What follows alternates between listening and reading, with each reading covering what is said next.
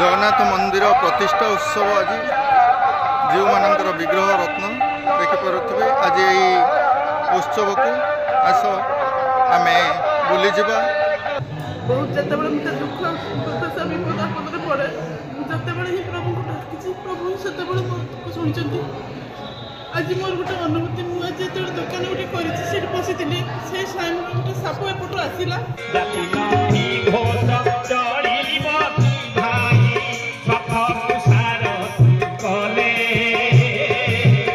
आज यही उद्यवट धाम जो समय को आम अपेक्षा करते ये हूँ से उद्यवट धाम जो जगन्नाथ मंदिर आपण मैंने जानिथिबे ये हूँ से अरुण स्तंभ ये अरुण स्तंभ दे प्रथमे आपण मैंने ए मंदिर को प्रवेश करेंगे ये हूँ प्रभु जगन्नाथ मंदिर उद्यवट धाम ये उद्यवटे प्रभु जगन्नाथ आज ये श्री पंचमी ठारू मंदिर 25टा कार्यक्रम करा जाउछि। आज आम ये प्रभु जगन्नाथ विषय किसी जानिबा पार्श्व देवादेवी भाव में एठारे प्रभु अच्छा देखिपे आम पूजकों किसी समय पर कथा हवा आसतु आम से 22 पाहच दे आपण मैंने जगन्नाथ मंदिर को आसपर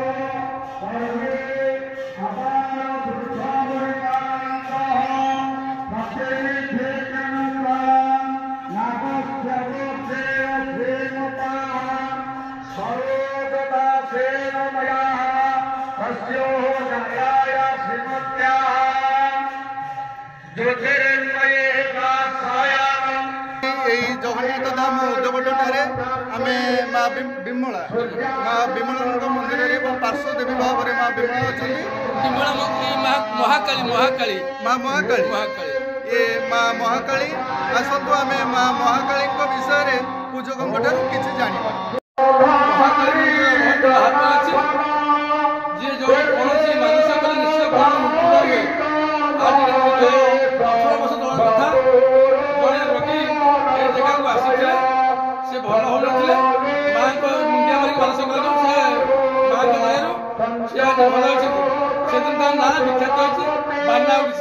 आज उद्यवटीर आम शारदा से कहते अच्युतानंद महाप्रभु मारिक दिने उद्यनाथ बटले ध्वजा उठब आज से समय आसी पहुंची उद्यवट धाम विग्रह चतुर्थमूर्ति यज्ञ मंडप स्नान कर प्राण प्रतिष्ठा चक्षुदान आज यज्ञपति पूजा कर दीर्घ 5टा पूर्व रत्न सिंहासन को विराजमान करेंगे उद्यवट भक्त मनसा परिपूर्ण करतु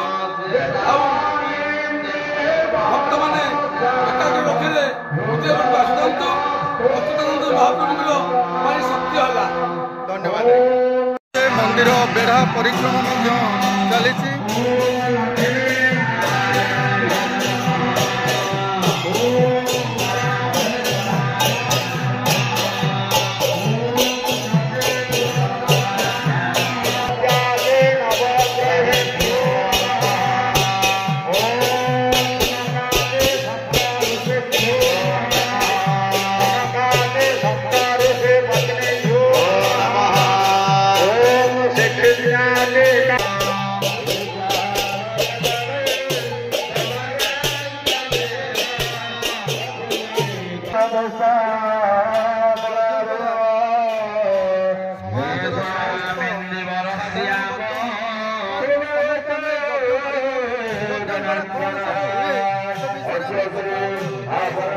उद्योगट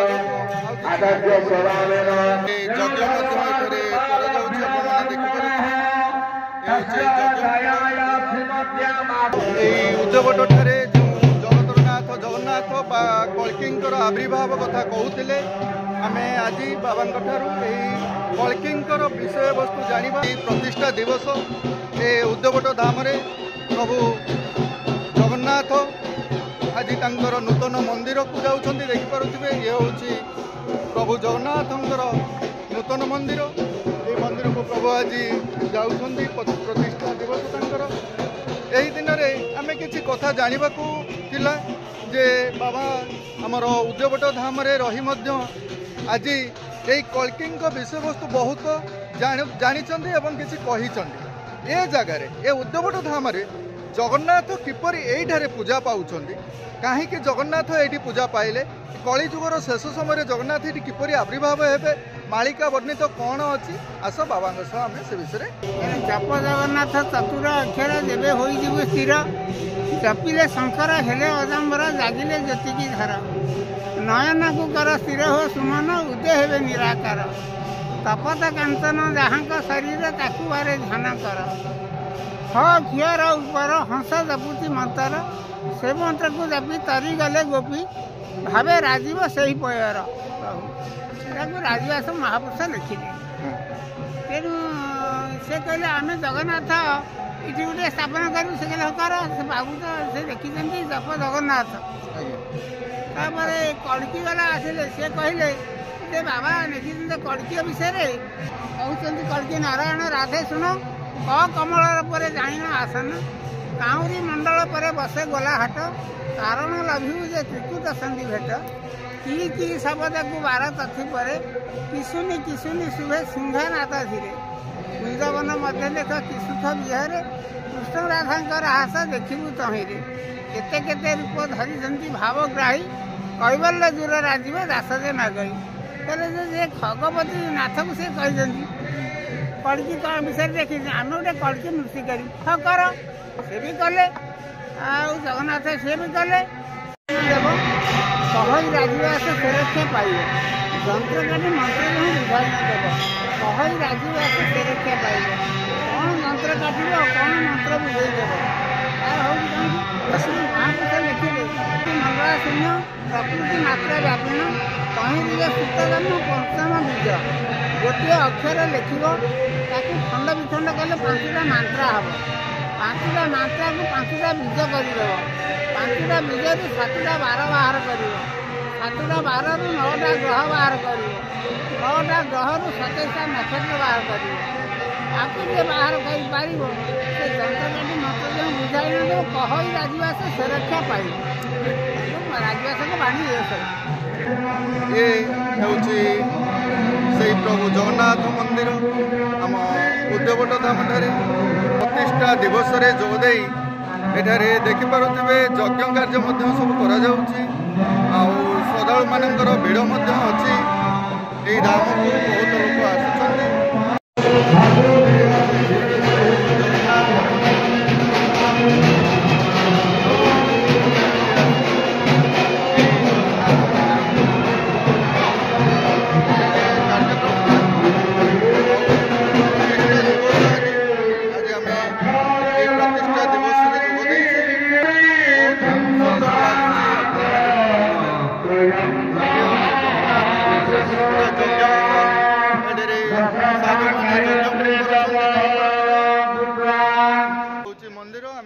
बाबा कथा किसी रखिले प्रभु गर्भगृह को आसवा को समय अच्छी आम अपराह्न आसवा प्रभुंर भिड करवा आसतु एवं आम उद्योगट धाम को जावा जो राजीव लोचन दास समाधिपीठ अच्छी से बाबा किसी आलोचना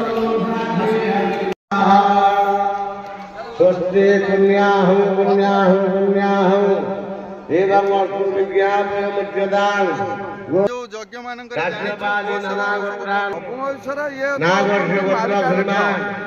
तेणु एठी उदय जगन्नाथ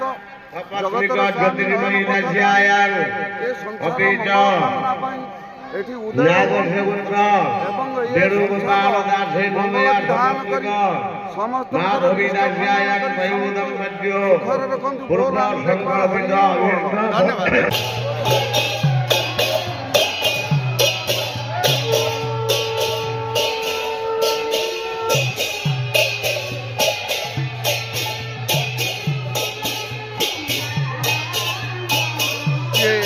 ଏଠାରେ ମଧ୍ୟ ପ୍ରତିଷ୍ଠା ଦିବସ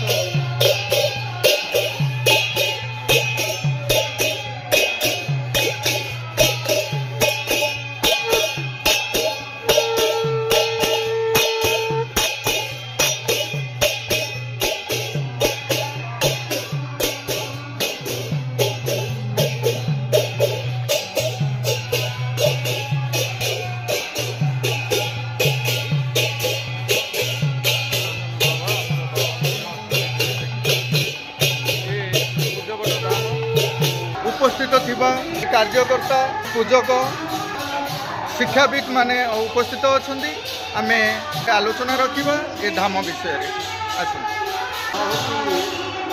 जगन्नाथ तत्वाश्रम सभापति आश्रम ये मठ मंदिर मठर संस्कृति अलग एवं प्रथम तुमर जो आग्रह चेष्टा से प्रथम धन्यवाद जनाऊँ। परिवार भितर कहार संपर्क नहीं, भाई भाईर संपर्क नहीं, स्वामी स्त्रीर संपर्क नहीं एवं राजनीति क्षेत्र में प्रशासनिक क्षेत्र में विशृंखला समाज रे विशृंखला एवं शेष ये जो धर्म जगत ये धर्म जगत रे चरम विशृंखला यार कौन समाधान हो पारे। मनीष देह दिव्य ज्ञान देखी संतोष भगवान से दिव्य ज्ञान टी कौन ना से दिव्य ज्ञान हूँ मनीष टे गोटाक अधिकार रही विचार बुद्धि विवेक ज्ञान ये चारिटा जिनिस आज मनीष तार व्यवहार करना सेटा लोप पाई जाए। तेणु से द्वापर युग शेष बेले जितेबाला ये विभ्राट विचार देखागला से समस्त मुनि ऋषि सुत होती तार आवाहक समस्त मुनि ऋषि मान डाकिले 60,000 मुनि ऋषि मिलित हेले नैमिषारण्य मिलित हो कहले कौन ना ये जो कलिर प्रवेश होती आकु केमती गोटे निराकरण कौन करा ये मनीष केमती शांति से साधुसंत मैंने बसी चिंता करी गोटे प्रतिषेधक जिनिस ये समाज को छाड़े ये से प्रतिषेधक जिनिस कौन ना हरे राम कृष्ण ये तीनटा ना महामंत्र करी ये मनुष्य समाज को देदेले कहीं देले ना हरे राम कृष्ण आज की होगला 5,134 वर्ष ख्रीष्टपूर्व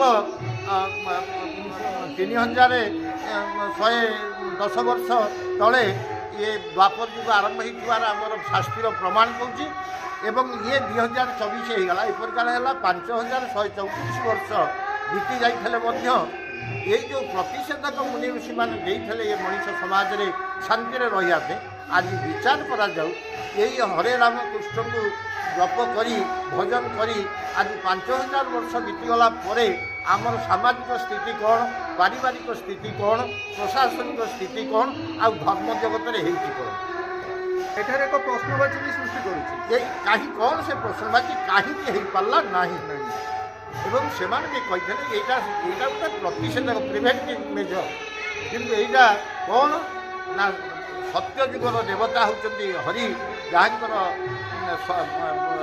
त्याग सर्वश्रेष्ठ त्यागी थे त्याग सत्य प्रेम आ भक्ति भक्ति आ प्रेम ये चार्टा जिनिस जब मनीष समाज में मनुष्य देह रहा ये करी किसी ना सेटा कौन ना त्याग सत्य आ भक्ति आ प्रेम सत्य युगरे त्याग त्रेता युगरे सत्य आ द्वापर युगरे भक्ति आ प्रेम ये मनीष देह रही पारा ना लोप पाइला एवं से भी कहते 5,000 वर्ष पर कौन हम ना चहटिक लीला 4 ऋतु मिशा एक चढ़ा 3 केते हला ठीक चलीजीव कलिजुग बदलिब मेरी चेताई कहले दिन अच्युत भारी जे से कौन माने चहटिब केतବେଳେ लीला चहटिब ना 4000 एक मिछले 5000 वर्ष पर जो समय आसब से समय कली चलीज एवं बदलिब मेरी जो मेरी माने जो आध्यात्मिक अनुष्ठान माने आज कहते आम यू जिन करूँ से धारणार परिवर्तन घटब और समस्ते एकत्रित ही करेंगे कौन ना से परब्रह्म श्री जगन्नाथ को करेंगे ना कहीं ना से जगन्नाथ दशटा अवतार परिप्रकाश घटे मत्स्य कच्छप बराह नृसिंह वामन परशुराम राम बलराम बुद्ध कल्पी ये जो 10टी अवतार परिकल्पना ज्ञानी मैंने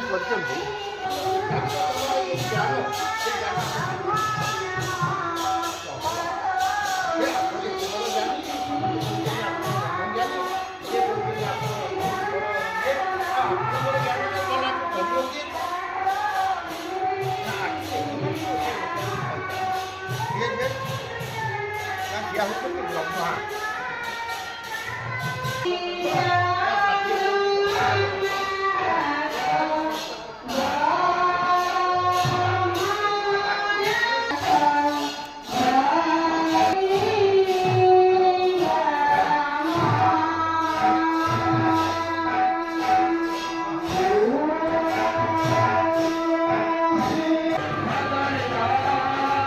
जहाँ आपण मैंने देखिपे ये हूँ प्रभु जगतर नाथ से जगन्नाथ मंदिर बुद्धवट धाम ठारे सुंदर मंदिर प्रवेश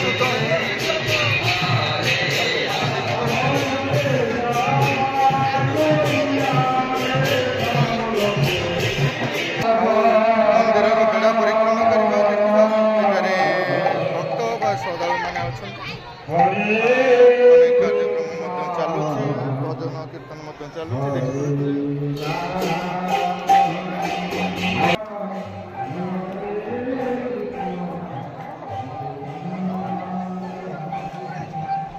पार्श्वदेवी अच्छा यज्ञ कार्य चलुची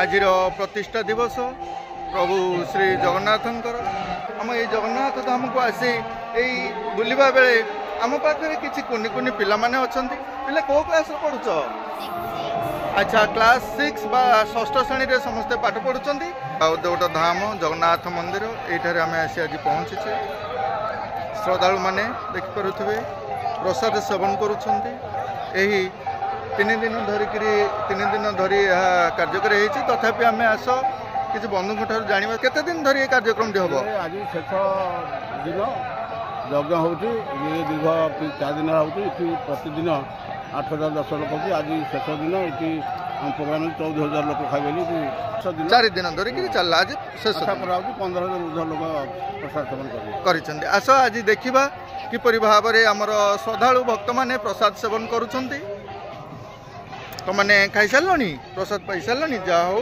कुनि कुनि पिला माने श्रद्धालु भक्त मैंने बहुत संख्यार जोग देइछंती आ श्रृंखला भाव में आज खाद्यपेय करुछंती भाई क्या सरलानी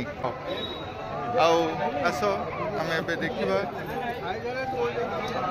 देखुवे एठारे सहयोगी बंधु मैंने किपरि सहयोग करुछंती जगन्नाथ विषय तो जानिले प्रथमे प्रसाद पाइबा प्रसाद कौन है आउ सारे कौन आप जगन्नाथ विषय कौन टे कहना जगन्नाथ महाप्रभु ये लीला खेला करने ये जगह को आसिले यहाँ लीला क्षेत्र ये कल्की जुगर आरंभ हम माघ सप्तमी दिन ये कल्की ठाकुर आज जमी आप देखुं तप्तश्रम चली तप्तश्रम ब्रह्मनाम अनुसार आज महाप्रभु जगन्नाथ जाऊँ सिंहासन विग्रह महाप्रभु लीला खेला करवा आज आरंभ हो गला आपण देखो आगे कौन सब जिन हो अवतार नहीं आज अवतार नहीं गले अच्छा ठीक है जगन्नाथ महाप्रभु कल्की अवतार आज अवस्थापित होती ब्रह्म नाम द्वारा तो या पर कौन कौन सब माने साधु सन्त मान निराकरण हम दुष्ट मान दमन कर बंदोबस्त महाप्रभु आज आरंभ करेंगे बहुत धन्यवाद धाम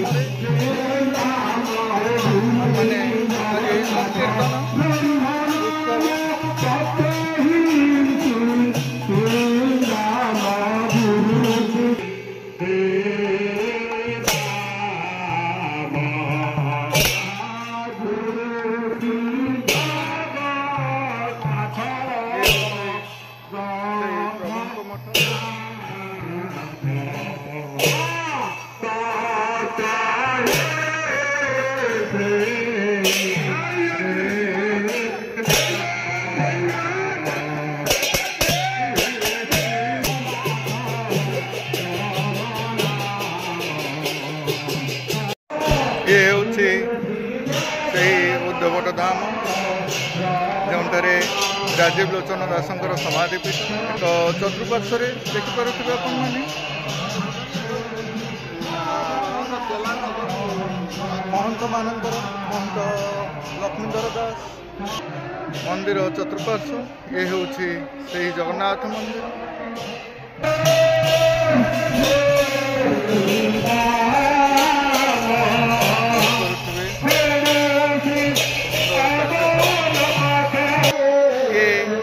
সেই উদ্যোগট ধামরে প্রভু জগন্নাথ বিদ্যমান করেছেন দেখিপারে। এই ধামরে প্রভুଙ୍କ বিষୟରେ ଆମେ କିଛି କଥା ହେଲେ। ଆପଣଙ୍କ ପରିଚୟ ଟିକେ ଦିଅନ୍ତୁ। ମିହିର ରଞ୍ଜନ ସାହୁ, ଏକ ସପୋର୍ଟ ପାରଗଡ଼ ପଞ୍ଚାୟତ ଏବଂ ଉଦ୍ୟୋଗ ଆମର ମହାପୁରୁଷ ରାଜନୀତିଙ୍କ ପୀଠର ମୁଁ ସଭାପତି ଅଛି। ଆଉ ଆଜି ଏଠି ଆମର ଯେଉଁ ଜଗନ୍ନାଥ ମନ୍ଦିର ପ୍ରତିଷ୍ଠା ହେଉଛି, ଏଠି ଆମର ବହୁତ ମୁରେଇମାନେ ଅଛନ୍ତି। ଆମର ଝାଟୁ ହେଇକି ଆମର ଏଠି ସଭାପତି ଅଛନ୍ତି ଆଉ ଇଏ ଶାରଳା ବାବା ଯେତେବେଳେ ଥିଲେ, ଯିଏ ଆମର ପାରାଦ୍ୱୀପରେ ଶାରଳା ମନ୍ଦିର କରିଛନ୍ତି, ପ୍ରଥମେ ଏଠି ସେ ଶୁଭ ଦେଇଥିଲେ। ଆଉ ତାଙ୍କର ମାନେ ଆଶୀର୍ବାଦ ଏବଂ ସହଯୋଗରେ ଏଠି ପ୍ରଥମେ ଏଠି ମନ୍ଦିର ଜଗନ୍ନାଥଙ୍କ ମନ୍ଦିର କେମିତି ହେବ ପରିକଳ୍ପନା କରିଥିଲେ ଏବଂ ଶୁଭ ଦେଇକି ପ୍ରଥମେ ଆରମ୍ଭ କରିଥିଲେ। ତାପରେ ଏଠିକାର ସ୍ଥାନୀୟ ସମସ୍ତ ବୁଦ୍ଧିଜୀବୀ ମୁରବୀ ସମସ୍ତଙ୍କର ସହଯୋଗ ରହିଲା ଏବଂ ବିଶେଷ କରି ଆମର ଏଠି ପାରାଦ୍ୱୀପଗଡ଼ ଉଦ୍ୟୋଗଟ ବସ୍ତିର ବାସିନ୍ଦାମାନଙ୍କୁ ଧନ୍ୟବାଦ ଦେବି। ସେ ଭାଇ ଭଉଣୀ ମାଆମାନଙ୍କର ବହୁତ ସହଯୋଗ ରହିଛି। ମୁରବୀ ଯେଉଁମାନେ ଅଛନ୍ତି ଆଖପାଖରେ ସମସ୍ତଙ୍କ ସହଯୋଗ ରହିଛି। ଆଜି ପୂର୍ଣ୍ଣାଙ୍ଗ ହେଲା ଜଗନ୍ନାଥ ମନ୍ଦିର ପ୍ରତିଷ୍ଠା ଉତ୍ସବ ଚାଲିଛି ଏବଂ ଆଗକୁ ଆହୁରି ମଧ୍ୟ ବିକାଶ ହେବ। ଯେହେତୁ ଉଦ୍ୟୋଗଟ ଧାମ ହେଉଛି ମାଳିକା ପ୍ରସିଦ୍ଧ ଧାମ, ମାଳିକାରେ ଯେଉଁ ବର୍ଣ୍ଣିତ ଥିଲା ଯେ ଉଦ୍ୟୋଗଟରେ ଧାମରେ ମହାପୁରୁଷ ରାଜୀବ ଲୋଚନ ଧାମରେ ଏଠି ଜଗନ୍ନାଥଙ୍କ ବସିବେ, ଆଜି ତା ପୂର୍ଣ୍ଣାଙ୍ଗ ହୋଇଛି। ଆମର କାର୍ଯ୍ୟକାରୀ କରୁଛନ୍ତି, ୟାକୁ ପରିଚାଳନା କରୁଛନ୍ତି ସେହି ପରିଚାଳନା କମିଟି ବା ଅନ୍ୟ କିଛି ସହଯୋଗୀମାନେ ଏଠାରେ ଅଛନ୍ତି। ଆସନ୍ତୁ ବନ୍ଧୁମାନଙ୍କ ସହ ଆମେ କିଛି କଥା ହେବା। ସାର୍ ନମସ୍କାର। ସାର୍ ଆପଣଙ୍କ ଟିକେ ପରିଚୟ ଦିଅନ୍ତୁ, ଆଜିର ଏ ଧାମ ବିଷୟରେ, ଆଜିର ପ୍ରତିଷ୍ଠା ଉତ୍ସବ ବିଷୟରେ କିଛି କୁହନ୍ତୁ। ମୁଁ ହେଉଛି ଜଗନ୍ନାଥ ଧାମର ପରିଚାଳନା ଟ୍ରଷ୍ଟର ସଭାପତି।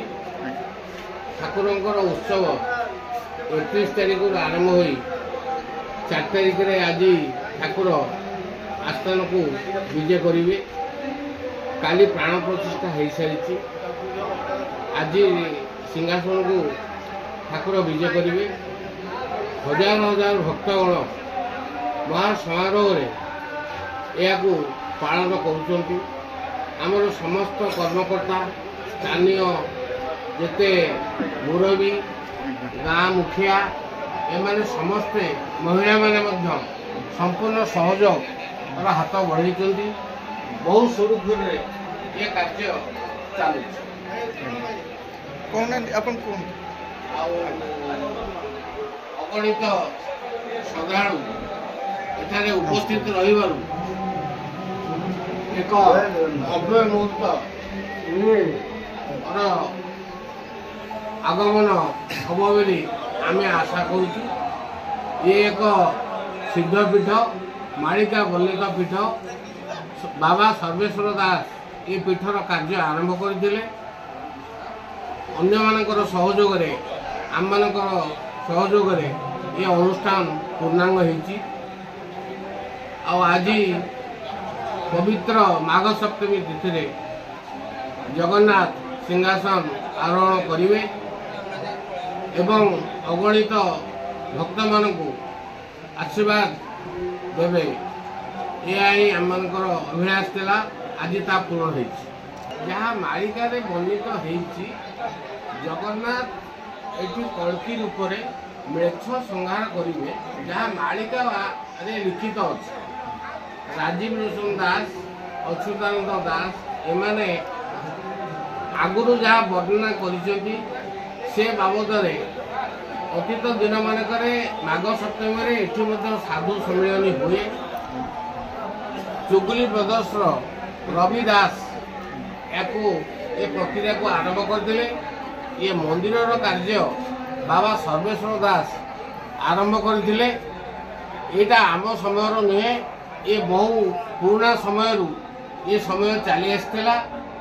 ଆପଣଙ୍କର ତାମ୍ର ପୁଥିରେ ଏଇ ଦିନ ଠାକୁର ସିଂହାସନ ବିଜେ କରିବେ ବୋଲି ବହୁ ପୂର୍ବରୁ ଏକଥା ଲିଖିତ ଅଛି ଏବଂ ଆମେ ସେ ପୋଥିକି ଯାଇ ତର୍ଜମା କରିଥିଲୁ।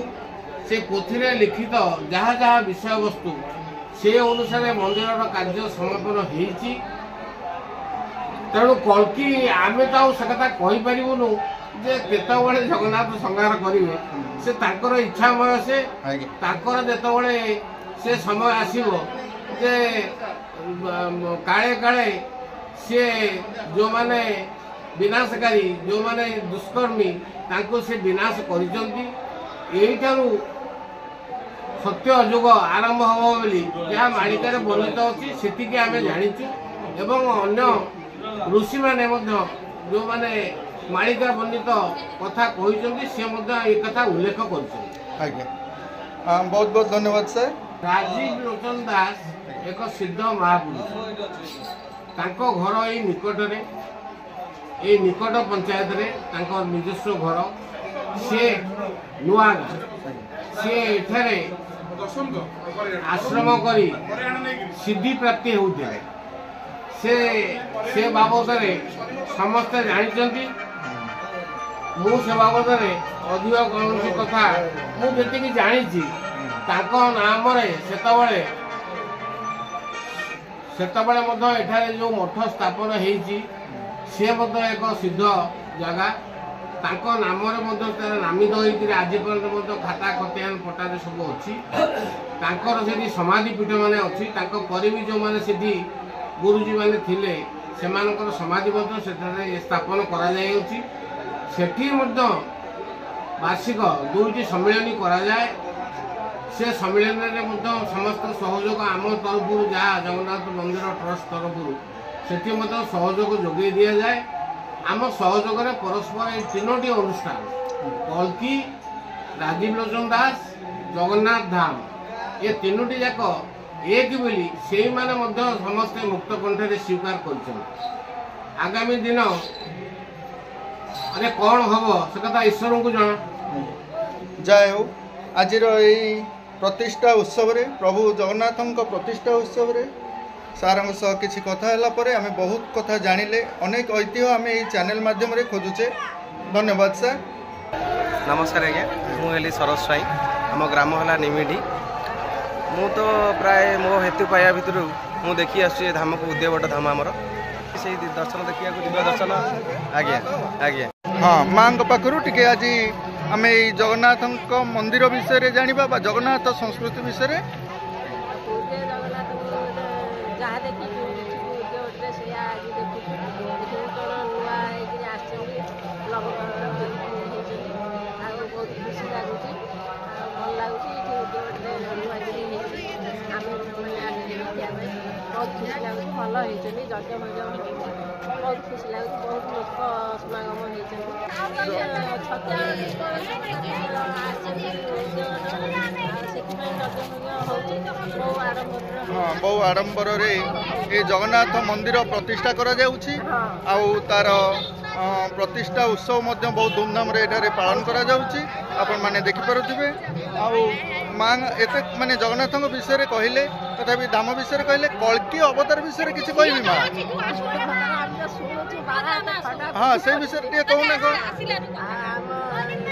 ପୁରାଣ ଶାସ୍ତ୍ରରେ ବି ଅଛି।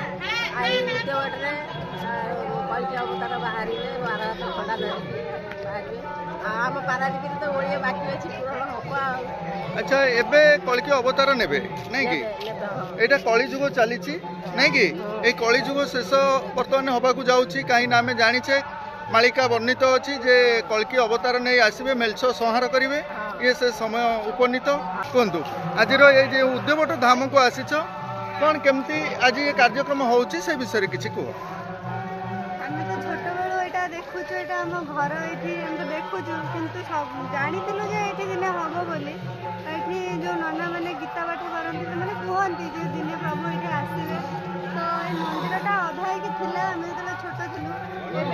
ମାନ୍ୟତା ପାଇଛି ତ ଆମକୁ ଭଲ ଲାଗୁଛି ବହୁତ ଖୁସି ଲାଗୁଛି।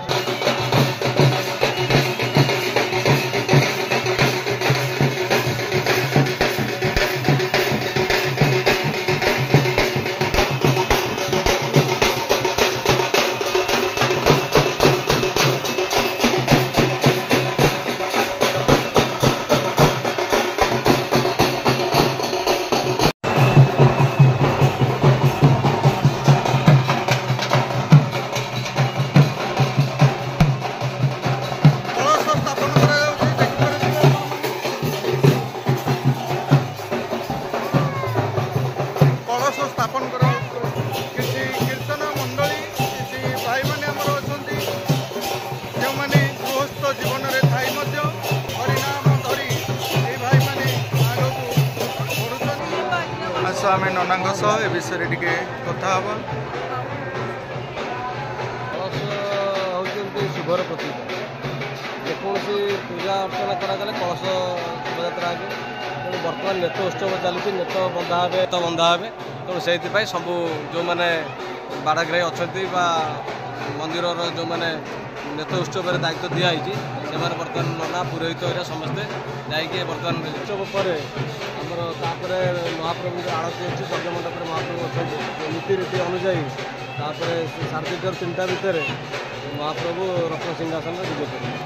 धन्यवाद भाई, बहुत बहुत धन्यवाद। जगन्नाथंकर बाना बा जगन्नाथंकर ध्वजा फर फर हो उड़ाक लगुच केते सुंदर लगुच ये दृश्य आपण मैंने देखु दर्शन करंतु। नेत्र उत्सव जगन्नाथ धाम उद्यवट धाम रे এই जगन्नाथ मंदिर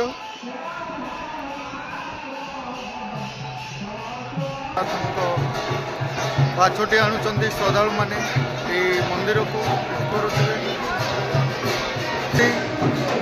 मंदिर को आसबार समय श्रद्धालु मैंने बहु संख्यार प्रभु को दर्शन करने लगी किपरि भाव में चाह रही देखिपे।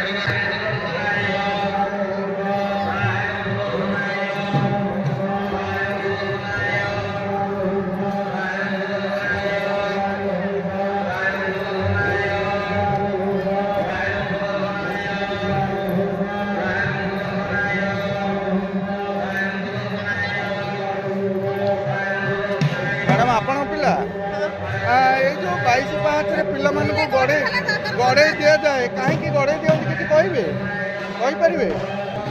22 ପାହାଚରେ ଆଜି ଗଡ଼ୁଛ ବାବା, ଉଠ, ଉଠିବନି, ଉଠ ଉଠ ଉଠ।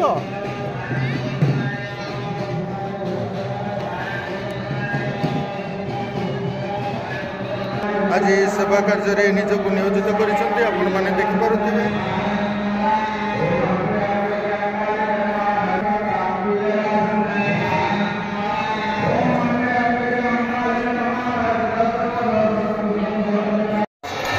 দ্বিতীয় পুରୀ ବୋଲି এটা ଘୋଷଣା କରାଯାଇଥିଲା।